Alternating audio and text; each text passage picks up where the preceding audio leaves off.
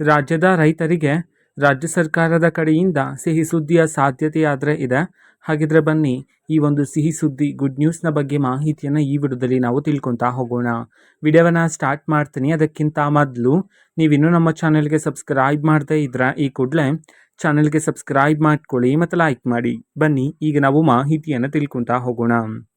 ಹೌದು, ಈಗ ರಾಜ್ಯ ಸರ್ಕಾರದ ಕಡೆಯಿಂದ ಇವತ್ತು ಒಂದು ಮಹತ್ವದ ಸಭೆಯನ್ನು ತಗೊಳ್ಳಲಾಗ್ತಿದೆ ಅಂತ ಹೇಳಿ ಮಾಹಿತಿಯನ್ನು ತಿಳಿಸಲಾಗಿದೆ. ಆ ಒಂದು ಸಭೆಯ ಮೂಲಕ ರೈತರ ಪರಿಸ್ಥಿತಿಯನ್ನು ಅಂತಂದರೆ ಯಾವ ಯಾವ ತಾಲೂಕುಗಳಲ್ಲಿ ಮಳೆಯ ಕೊರತೆಯಾಗಿದೆ, ಎಲ್ಲೆಲ್ಲಿ ಬೆಳೆ ಹಾನಿ ಆಗಿದೆ, ಈ ವಿಚಾರಕ್ಕೆಲ್ಲ ಇದೀಗ ಚರ್ಚೆಯನ್ನು ಮಾಡಲಾಗಿ ಸರ್ಕಾರದ ಕಡೆಯಿಂದ ಹಲವು ಬರಪೀಡಿತ ತಾಲೂಕುಗಳನ್ನು ಗುರುತು ಮಾಡಿ ಒಂದು ಪಟ್ಟಿಯನ್ನು ಮಾಡಿ ಆ ತಾಲೂಕುಗಳಿಗೆ ಇದೀಗ ಬರಪೀಡಿತ ತಾಲೂಕುಗಳೆಂದು ಪರಿಗಣಿಸಿ ಆ ತಾಲೂಕುಗಳಿಗೆ ಇದೀಗ ಪರಿಹಾರವನ್ನು ಒದಗಿಸೋದಕ್ಕೆ ಸಂಬಂಧಪಟ್ಟಂತೆ ಒಂದು ಪ್ಯಾಕೇಜನ್ನು ನೀಡೋದಕ್ಕೆ ಸಂಬಂಧಪಟ್ಟಂತೆ ಸರ್ಕಾರದ ಕಡೆಯಿಂದ ಇದೀಗ ಮಹತ್ವದ ಮಾಹಿತಿ ಬರುವ ಸಾಧ್ಯತೆ ಇದೆ ಅಂತ ಹೇಳಿ ಹಲವಾರು ಮೂಲಗಳಿಂದ ಇದೀಗ ಮಾಹಿತಿಗಳಾದರೆ ಬರ್ತಿದ್ದಾವೆ.